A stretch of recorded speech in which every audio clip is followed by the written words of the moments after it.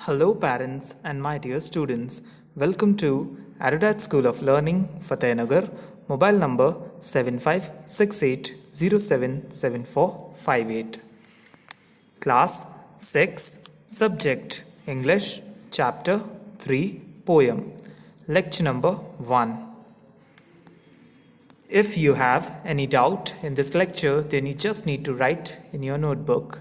Whenever your school class will be opened, then you may clear to related teacher.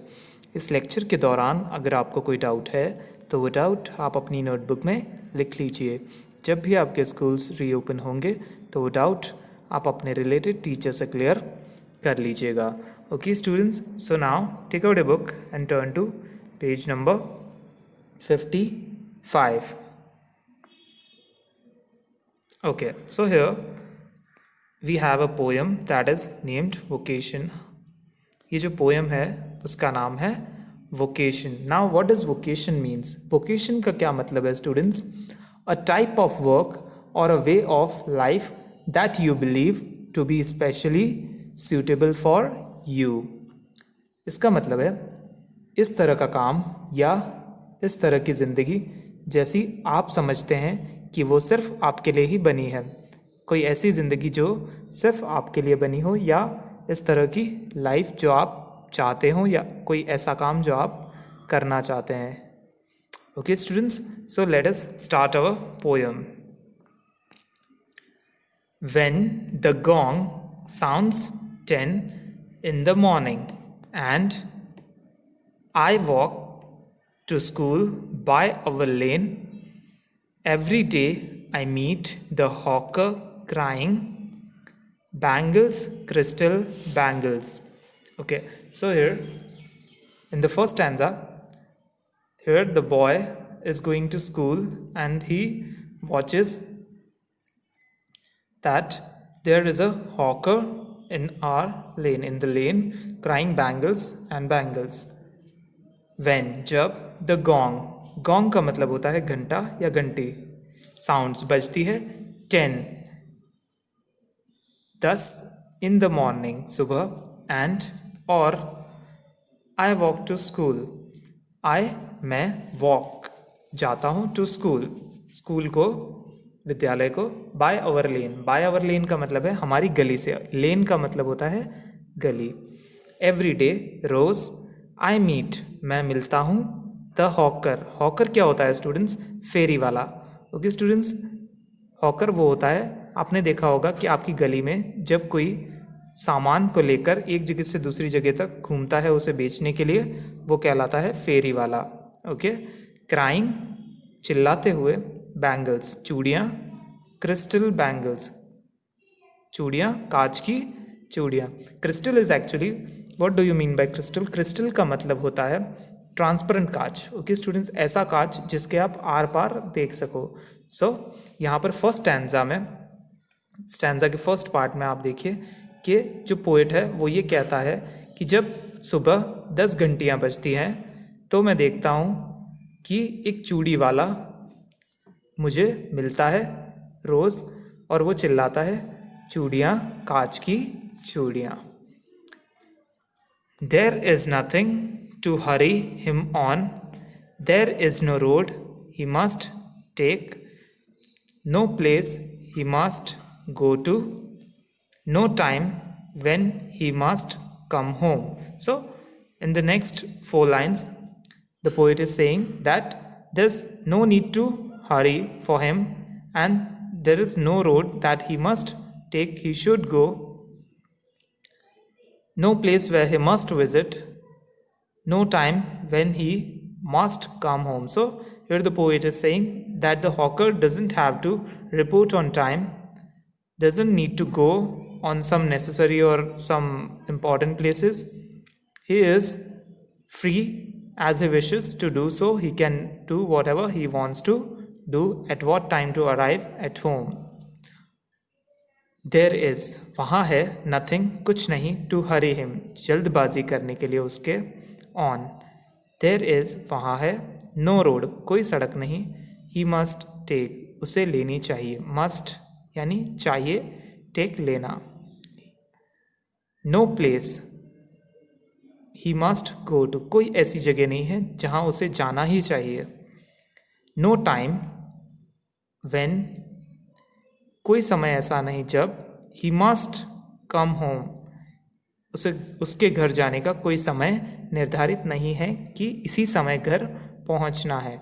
Okay students, so in this 4 lines he is trying to say that, इन 4 लाइनों में वो ये कहने की कोशिश करता है कि जो हॉकर है वो फ्री है, उसे किसी बात की जल्दी नहीं है, हरी नहीं है. हरी मीन्स जल्दी. ऐसी कोई सड़क नहीं है जिस पर उसका जाना कंपलसरी है, अनिवार्य है या ज़रूरी है. ऐसी कोई जगह नहीं है जहां उसे जाना ज़रूरी है. He must go to. ऐसा कोई समय नहीं है जिस समय पर उसे घर पहुंचना ज़रूरी है. He must reach the home, he must come home. So यहाँ पोएट कहता है कि ऐसा कोई समय नहीं है जब वो उसका घर पहुंचना ज़रूरी है. I wish I were a hawker, spending my day in the road, crying bangles, crystal bangles. So here the poet is saying that I wish if I were a hawker, spending my day in the road, crying bangles, crystal bangles. He says that if I were a hawker, I don't have to go to school and follow the routine. I don't have to get on time over there and don't have to come on time at home. I wish, मैं उम्मीद करता हूँ, I were a hawker, मैं होता एक hawker, एक फेरी वाला. Spending my day, बिताता अपना दिन, in the road, सड़क पर. Crying, चिल्लाते हुए. Bangles, crystal bangles. So यहाँ जो पोएट है वो ये कहता है कि काश मैं भी एक फेरी वाला होता, अपना पूरा दिन इस रोड पर ही बिताता और चिल्लाता रहता, चूड़ियाँ, कांच की चूड़ियाँ. ओके स्टूडेंट्स, सो पोएट यहाँ इसलिए कहता है ऐसा क्योंकि वो सोचता है कि उससे इस काम की वजह से स्कूल नहीं जाना पड़ता और हर काम समय पर नहीं करना पड़ता, घर समय पर नहीं पहुंचना पड़ता. सो वो चाहता है कि इससे बेहतर तो वो एक फेरी वाला ही होता.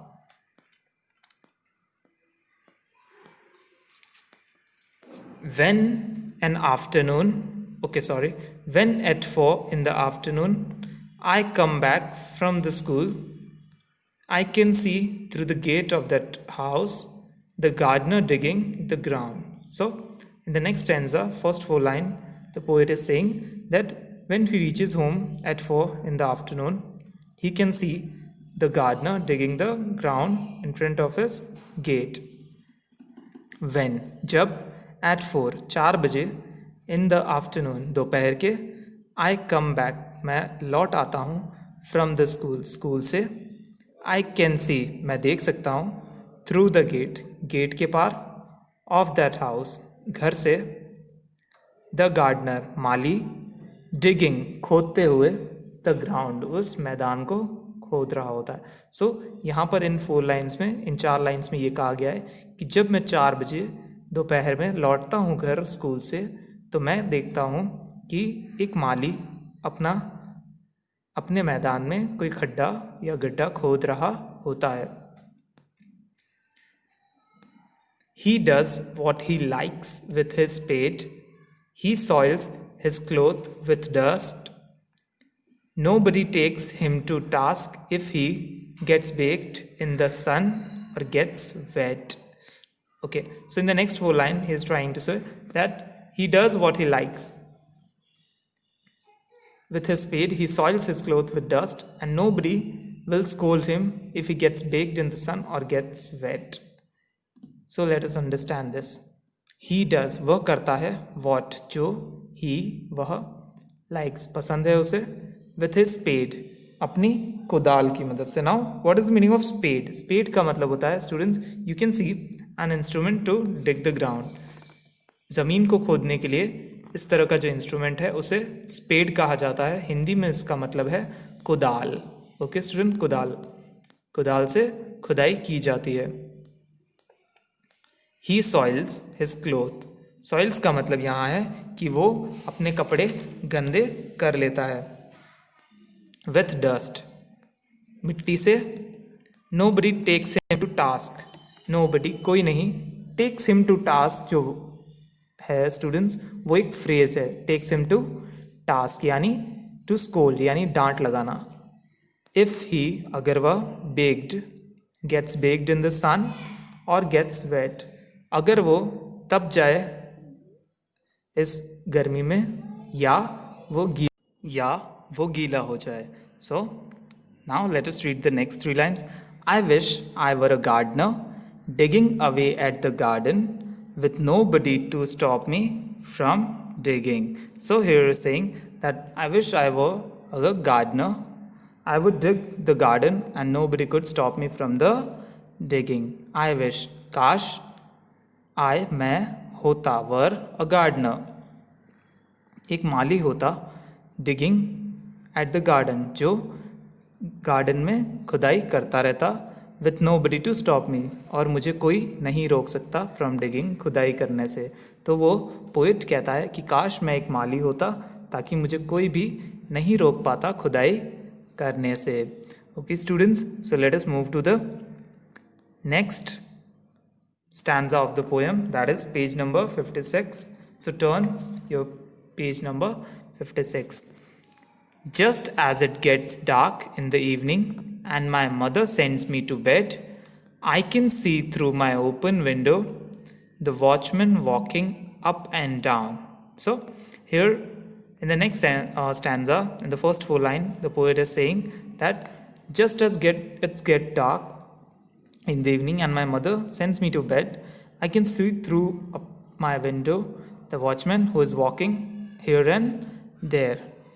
जस्ट एज जैसे ही इट गेट्स होता है डार्क अंधेरा इन द इवनिंग शाम को एंड और माई मदर मेरी माँ सेंड्स मी मुझे भेजती हैं टू बेड बिस्तर पर। आई कैन सी मैं देख सकता हूँ थ्रू माई ओपन विंडो मेरी खुली खिड़की के ज़रिए, थ्रू मीन्स ज़रिए, द वॉचमैन जो चौकीदार है वॉकिंग चलते हुए up and down. Up and down का मतलब स्टूडेंट्स है यहाँ से वहाँ इधर उधर। सो यहाँ पर पोएट कहते हैं कि जैसे ही मेरी माँ मुझे सोने के लिए भेज देती हैं तो मैं देखता हूँ मेरी खिड़की से कि एक वॉचमैन यहाँ से वहाँ घूमता रहता है। The lane is dark and lonely and the street lamp stands like a giant with one red I in its head the watchman swings his lantern.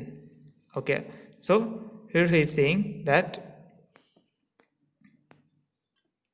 the lane is dark and lonely. Lane गली is है dark Andheri and और lonely अकेली and और the street lamp. Students street lamp क्या होता है? जो सड़क पर रोशनी के लिए लैम्प्स लगाए हुए होते हैं, खंबे लगाए हुए होते हैं, that are called street lamp.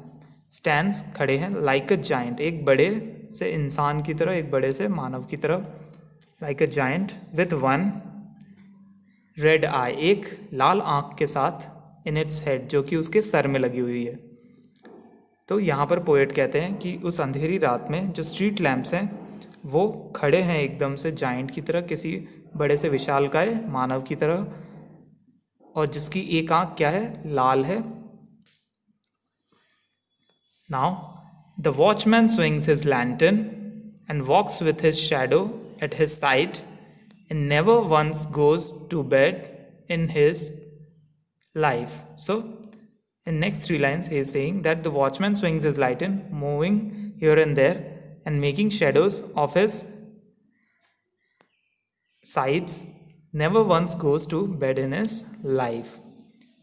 The watchman चौकीदार स्विंग्स झुलाता है हिज लालटेन अपनी लैंटर्न को, अपनी लालटेन को, एंड और वॉक्स विथ हिज शैडो और अपनी परछाई के साथ चलता है एट हिज साइड, मतलब साइड बाय साइड, क्योंकि जैसे ही लैंटर्न उसने पकड़ी है उस लैंटर्न से जो रोशनी निकल रही है उसकी परछाई बन रही है जो कि साइड बाय साइड उसके साथ चल रही है। एंड नेवर वंस गोज और नहीं जाता एक भी बार टू बेड बिस्तर पर इन हिज लाइफ पूरी ज़िंदगी में।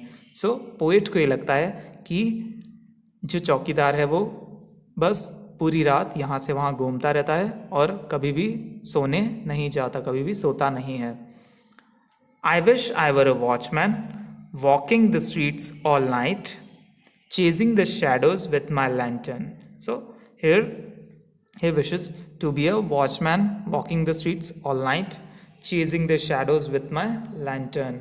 Okay, I wish मैं काश I were a मैं होता a watchman एक चौकीदार, walking the streets जो कि गलियों में घूमता, all night पूरी रात, चेजिंग पीछा करते हुए, द शैडोज परछाइयों का, विथ माई लैंटर्न अपनी लैंटर्न के साथ, मशाल के साथ.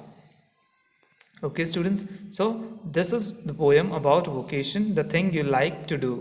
ये पोएम है वोकेशन, जिसका मतलब होता है कि जो आपको पसंद हो वो करना. यहाँ पर जो पोएट है वो ये कहता है कि मैं वो सब करना चाहता हूँ जो दूसरे करते हैं, बिकॉज क्योंकि वो खुद अपने काम से परेशान हो चुका है. But students remember one thing, आप एक बात याद रखिए कि सबका काम ज़रूरी है. जैसे आपका स्कूल जाना ज़रूरी है, वैसे ही हॉकर का काम ज़रूरी है. हाँ, उसके और आपके काम के तरीक़ों में डिफरेंस हो सकता है. You have to understand this, ये आपको समझना होगा. Okay students, so this was our poem Vocation. We are done with it. I hope you liked the video. Thank you for watching.